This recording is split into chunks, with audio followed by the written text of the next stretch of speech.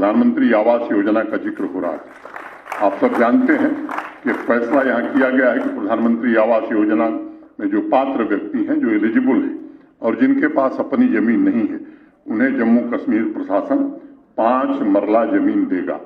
ऐसे जो लोग भी पात्र रहे उनको जमीन उपलब्ध करा दी गई। ट्राइबल प्लान के अंतर्गत जो आवास मिलने हैं उसमें मेरी जानकारी में है 17,000 के आसपास लोग हैं और विशेष रूप से बकरवाल भाई हैं, बाकी हमारे कम्युनिटी के लोग हैं जिनके पास जमीन नहीं है।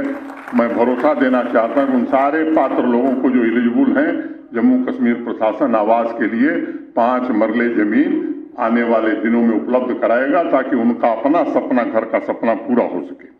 आज ये आदर्श गांव योजना के अंतर्गत 1 करोड़ रुपए उस पंचायत को जिसमें 500 से ज्यादा आबादी है आदिवासी भाई बहनों की, या आधी आबादी आदिवासी है, तो 1 करोड़ रुपए अलग से भारत सरकार उस पंचायत के विकास के लिए दे रही है।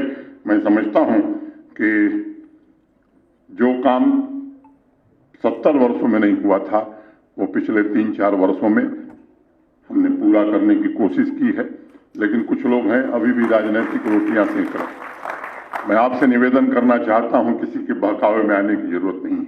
पिछली बार जब भारत के गृह मंत्री जी आए थे रजौरी और बारामूला की सभा में, उन्होंने जोर देकर के एक बात कही थी, आपका जो आरक्षण है 10%, उसमें एक भी कटौती नहीं होने वाली। कुछ लोग हैं जो आपको गुमराह करने की कोशिश कर रहा है। मैं आपसे फिर निवेदन करना चाहता हूं, जोर देकर के कह रहा हूं कि अगर नौकरी 500 थी तो 499 नहीं हो सकती है। अगर एडमिशन 1000 बच्चों को मिलता था तो 999 नहीं होगा, 1000 ही रहेगा और उसमें कोई दूसरा प्रवेश नहीं करेगा। आज की तारीख में जो गुजर, बकरवाल, गद्दी, सिप्पी, सीना, जितनी भी कम्युनिटी है, इसके अलावा कोई दूसरा वर्ग प्रवेश नहीं करेगा। लेकिन कुछ राजनीतिक लोग हैं जिन्होंने सदैव आपको गुमराह किया है, तरह तरह की बातें आपके बीच फैलाने की कोशिश कर रहे हैं। मैं प्रबुद्ध लोगों से, पढ़े लिखे लोगों से कहना चाहता हूं कि इनके बहकावे में मत आइए, क्योंकि इन्होंने बराबर आपका नुकसान किया है। और वक्त आया है कि विकसित भारत की यात्रा में आप बढ़ चढ़ करके योगदान दे सकते हैं। निश्चित रूप से विकसित भारत बनाने में हम सब मिलकर के काम करें। अपनी बात पूरी करने के पहले चंद लाइनें कह के मैं अपनी बात खत्म करूंगा। है रात तो इसके बाद शहर अनावर भी लेकर आएगी, है रात तो इसके बाद शहर अनावर भी लेकर आएगी, है सुबह तो सब तारों के चमकते हार भी लेकर आएगी।